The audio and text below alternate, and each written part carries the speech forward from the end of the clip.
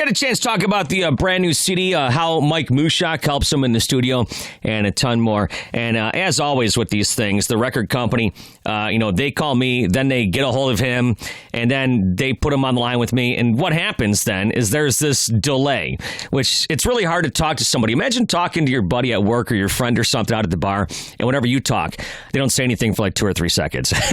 That's kind of how it is talking to these guys sometimes. I wish they would just let us call them or have them call us, but they're busy and they got their schedules and whatever else going on with other interviews. So I did actually cut this up a little bit just for aesthetics. There was actually one point where the phone call actually dropped out, and like I said, I cut it up just to make it sound better. But as with all my podcast interviews, it's pretty much 98% unedited. So there you go. Just a quick backstory. This phone call started about 10 minutes late because Adam was apparently driving around somewhere and he had bad reception on his phone, hence the beginning of this phone call conversation. Hey, what's up, Meltdown? How you doing? Hey, I'm doing great. Where are you driving around? In the mountains or somewhere? Yeah, no, I'm in the Rockies. No, I'm actually in Atlanta, Georgia. I recently just moved down here, so I'm actually outside of Atlanta quite a bit, but just driving around, taking care of some business here. We just moved. My wife and I just moved last week, so we're just trying to get settled in. Really? What possesses a kid from the heart of Canada to go to the heart of America? Did you say Canada? Yes, Canada. Yeah, I grew up in Buffalo and I live in Detroit and so I feel like I'm part Canadian as well. So. Yeah, for sure you are. Absolutely. Yeah, except for the Red Wings. We'll let that slide. Hey, I wasn't going to get into hockey talk, but yeah. I grew up in Toronto, outside Toronto, and then, I met my lovely wife, Gina Marie, in Minneapolis, and we got married in Minneapolis, and from there we basically moved to upstate New York just to be close to my family for about a year, and then we decided on settling down here in Georgia. It's the weather's beautiful, people are nice, and it's just a great spot to raise a family. So. Now, did you grow up a Peterborough Pete's fan as well?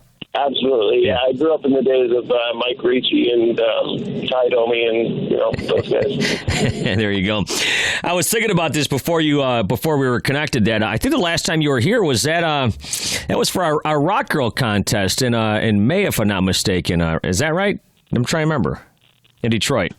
Yeah, that makes sense. Yeah, absolutely. Yeah, I remember that. Yeah, we're getting ready. I have a better recollection, but I think I do remember. Yeah. Yeah, we're getting ready to get a new one here coming up in a few months. But first, you got this Diesel Concert Lounge. You got a bunch of dates coming up here as far as your solo thing is concerned. You got 5 of them, a couple of them right here in Michigan. One of them at Ground Zero in Traverse City. You got a show at Battle Creek as well. We'll put all the info here on the website. But what's this solo acoustic thing? Is it just you, or are you bringing some guys with you, or what can people expect when they come out to see you? It's just going to be, it'll be just me with a potential local opener, as well as on a few of the dates. I know Keith Wallen from Breaking Benjamin is actually going to be opening a few of the shows, so that's going to be kind of cool. Right now, basically, Saint Asonia, we are in the middle of writing and recording the second record. So the little bit of time that I do get available just to tour and do some acoustic shows here and there, I always love to do that. So, it's one of those things where, I had basically the months off to just sort of do what I wanted to do, and it felt like playing some shows up around, up there on the Canadian border would be nice. So that's what I'm doing. And then you do have one coming up in Atlanta at the end of the month in March, I guess. You're heading back towards home. Well, what about these acoustic solo gigs do you like so much? I think it's a matter of just, you get out with the band a lot. You do the bigger shows, the festivals, and that sort of thing. But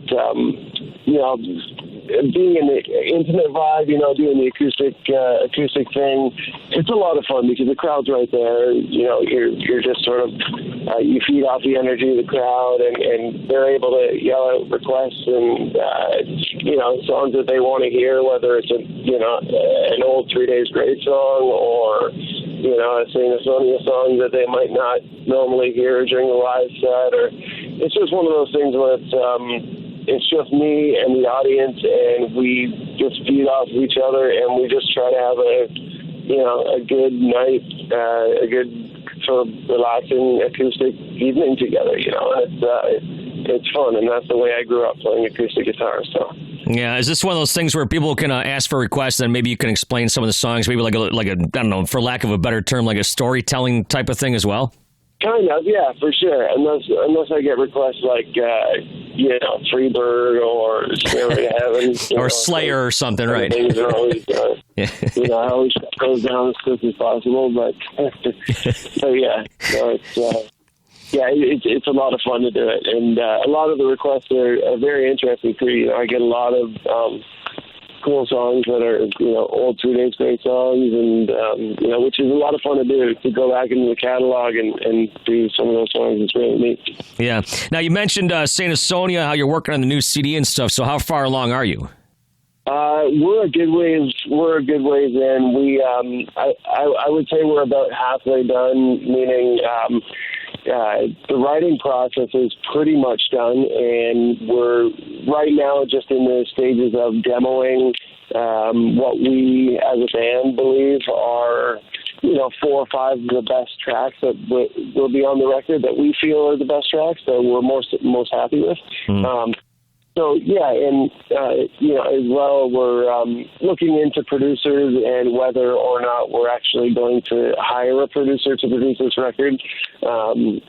Between myself, Mike Mushok, and Corey Lowry, we've all done some producing in our day, and at this point, a producer isn't 100% necessary. So we're kind of going through the motions of that, and trying to decide what the next step is in the way of production and where we're going to go to record the record. But as for the songwriting, it's pretty much done, and we're just, we're having a really good time sort of putting finishing touches on the music we've got so far. Yeah, it's I can't say as if I've ever heard some bands really not work with a producer. A lot of times it'll be produced by somebody along with help from like the singer of the band or whatnot. Is that commonplace nowadays? Yeah, I think really when it comes down to it, and I've been really fortunate to work with some really great producers, Howard Benson and Don Gilmore, and I was going to say Doug Gilmore from the Toronto Maple Leafs. You got the Maple Leafs on the brain, right? Although that would be cool. Don Gilmore and Howard Benson, a whole bunch of different guys, and I think as a young band, it's very important because as a young band, you're very influential, and I think you definitely do need that outside ear and that sort of thing to help you move along and help you decide the direction of where you want to go as a young band. In our case, just because we've done it so many times and we've made quite a few records between all of us, that it's one of those things that we feel pretty confident that when we finish a batch of songs or we finish a record, that between the three of us, if we're happy with it, we're almost positive that our fans and definitely our loyal fans, as well as maybe some fans that might not have heard of us before, are going to enjoy it as well. Yeah, so it's one of those things. Young bands tend to use producers, and I think for a band like us, it's one of those things where we don't necessarily need one, but it's always nice to have an extra set of ears around, regardless. Yeah. Sure. Now, looking back on Saint Asonia, which is a couple years old now, I think the first time I saw you guys, and we talked about this before, was at Rock on the Range a couple years ago. How's things gone? Has it met your expectations? Are you where you want to be? Are you above where you want to be? Yeah, I don't think really I don't think we had any expectations in the beginning. We were more excited than anything just to get this record out that we had made and get on stage and start touring. And we've done that, and so that's been incredible. That's been, the most we could ask for was just to be able to get out and play the songs live in front of people. We all have the backstory, me with 3 Days Grace, and Mike was Stain, and Corey was Stuck Mojo, and Dark New Day, and I Empire. So we all have those kind of backstories, but we definitely, we don't lean on those, on our past to try to help us in the future. It's more so, a case of we're, making another record, and we just want to keep evolving sort of as musicians. I know working with Mike Mushok in the studio has been incredible for me. It's raised the bar tenfold from the band that I used to be in, where it was a little bit different, where we'd all get in the studio and things would just be for lack of a better word, things would be sort of mediocre. And this time around, we go into the studio trying really hard to be the best we can be. And Mike Mushok is, he's legendary in the sense that he can write incredible guitar riffs and he can write incredible music. And, the same goes with Corey. And so the three of us together, we're in a place right now where we're really happy with the music that we're writing. We're taking a step forward. I believe this record is a big evolution for us. And I honestly believe the next record is going to be, for us, for Saint Asonia, I believe it's going to be the record that will sort of, jumpstart, if we haven't already, sort of, catapult what we've been trying to do so far. All right, man. Well, listen. Hey guys, we've got time for about one more. Yeah, I was just about to say they're going to cut me off here in a second, but I just want to thank you for the time here. Diesel Concert Lounge coming up on Friday, March 24th. And are you going to wear a Toronto Maple Leafs jersey on stage that night? No, I try not to wear jerseys on stage, man. I would. I mean, if it were back in 2002, 2003, I probably would have because it's just a little bit younger. But I don't want to offend anybody, and it's hard being a Toronto Maple Leafs fan. So, right now I'm actually pretty happy with the team, and I'm looking forward to. I'm actually going to the game on Wednesday night in Toronto against Winnipeg, so that'll be fun. But yeah, I'm not going to be wearing any jerseys on stage. I'm just going to pull out a few old good songs, and hopefully the crowd enjoys it. All right, Adam. Well, thanks so much for your time. March 24th in Chesterfield, right here in the Motor City, and safe travels. We'll see you here in Detroit.